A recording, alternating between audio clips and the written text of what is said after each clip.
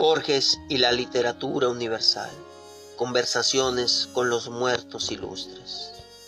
Siempre he pensado que Borges fue, ante todo, un lector. No un lector cualquiera, sino uno de esos que hacen de la lectura una forma de vida. Mientras algunos escritores se definen por la originalidad de su voz, Borges se define por su capacidad de dialogar con voces ajenas. Él mismo lo decía, que otros se jacten de las páginas que han escrito. A mí me enorgullecen las que he leído. Esa frase, que podría sonar falsa, modestia, es en realidad un manifiesto. Borges veía la literatura como un entramado donde lo que importa no es la individualidad del autor, sino la conversación infinita entre textos. Yo suelo sentir algo parecido cuando voy a una reunión y alguien me cuenta un chisme. Alguien dice algo, otro lo interpreta distinto, un tercero lo exagera y al final lo que circula no es la verdad de un hecho, sino una red de versiones. Borges entendía que la literatura universal funciona igual, un chisme eterno entre autores que se responden, se contradicen y se reinventan. Borges admiraba profundamente a Dante. En 9 ensayos dantescos se mete de lleno en la Divina Comedia y la convierte en un mapa simbólico. Para él, Dante no es solo un poeta medieval, sino alguien que creó un universo coherente y eterno. Recuerdo un pasaje donde Borges analiza la figura de Beatriz. No la ve como una mujer real, sino como un símbolo que trasciende. Y aquí aparece algo muy borgiano. Beatriz importa menos como una persona y más como una puerta hacia lo absoluto. Yo pienso en esto cada vez que un amigo habla de su ex, como si fuera un concepto universal. No habla de una persona concreta, sino de una metáfora del amor, del fracaso, de la nostalgia. Borges habría dicho, tu ex no es solo tu ex, es tu Beatriz personal. En Borges, Shakespeare aparece como un misterio, el hombre que escribió Hamlet, Macbeth, El Rey Lear, y sin embargo, sabemos tan poco de su vida. Borges estaba fascinado con esa paradoja, un autor infinito pero casi anónimo. En su poema, Everything Ain't Nothing, imagina a Shakespeare como un hombre que no fue nadie, salvo todos los personajes que inventó. Es decir, Shakespeare no tuvo una identidad propia.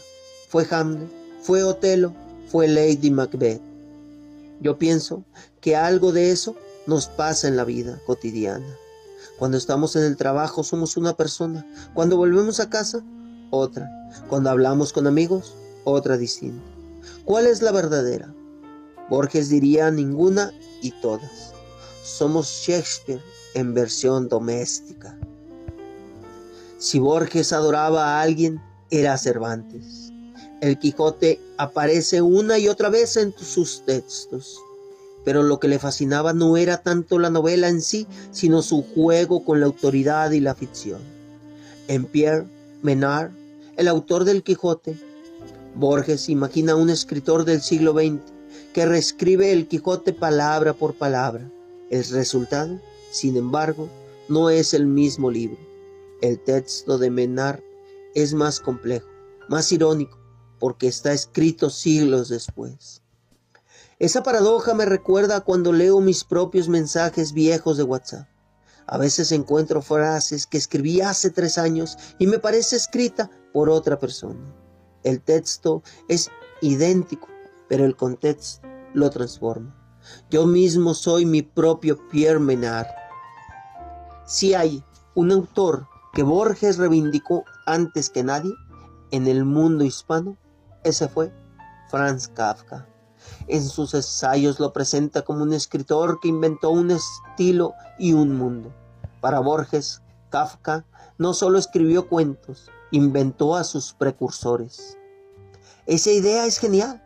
Cuando Borges dice que Kafka inventó a sus precursores, quiere decir que al leer a Kafka miramos hacia atrás y descubrimos que autores anteriores, como Kierkegaard o Chesterton, parecen kafkianos, aunque escribieron antes. Es como si Kafka hubiera cambiado la lectura del pasado. Esto lo experimento cada vez que alguien me muestra una serie nueva en Netflix y después no puedo volver a ver series viejas sin sentir que ya estaba anticipado esa estética. Borges diría, Netflix inventó a sus precursores. Borges leía Schopenhauer con devoción. Le gustaba su pesimismo elegante, su visión del mundo como representación, como un juego de espejos. En muchos ensayos cita la idea de que el mundo es voluntad y representación.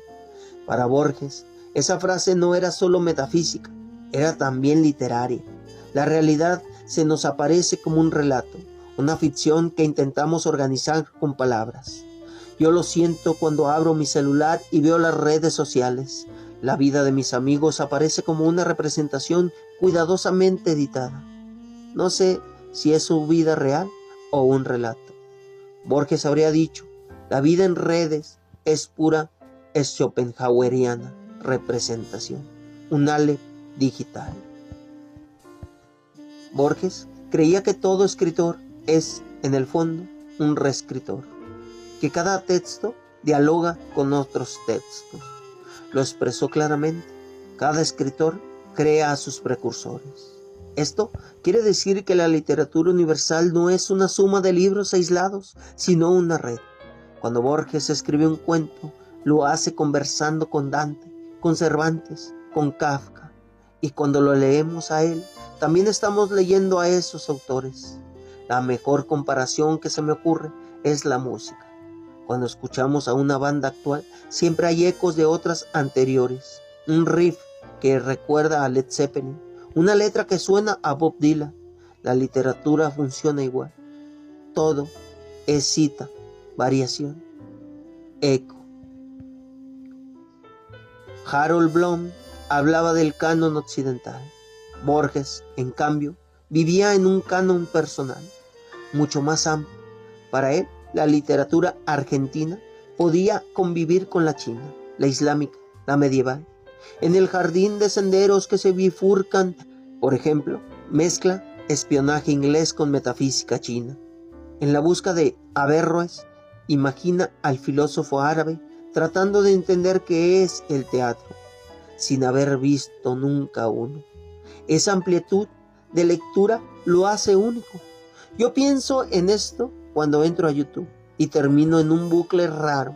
Un video de historia japonesa me lleva a un tutorial de matemáticas y después a un clip de fútbol.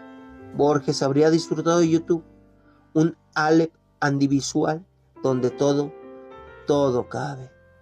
Para explicar la visión borgiana de la literatura universal, me gusta dar ejemplos simples. Cuando un amigo cita Los Simpson para explicar algo de su vida, está usando una especie de literatura universal en clave pop. Cuando alguien en Twitter compara a un político con Don Quijote o con Macbeth, está aplicando a la vida cotidiana esa conversación entre autores que Borges defendía. Cuando un estudiante plagia a Wikipedia, está siendo borgiano sin saberlo. La copia también es creación, porque el texto transforma el sentido. Borges no veía a Dante, Shakespeare, Cervantes, Kafka o Schopenhauer como autores lejanos, sino como contemporáneos en una biblioteca eterna. Para él, la literatura es una sola conversación infinita, donde cada lector y cada escritor participan. Su genialidad estuvo en mostrarnos que leer no es pasivo, es también reescribir, reinterpretar, inventar precursores. La literatura universal, en la mirada borgiana, no es un museo, sino un río vivo, donde todas las aguas se mezclan. Y quizá por eso Borges se volvió universal él mismo, porque entendió que no somos dueños de las palabras, sino huéspedes en un diálogo que empezó antes de nosotros y seguirá mucho después.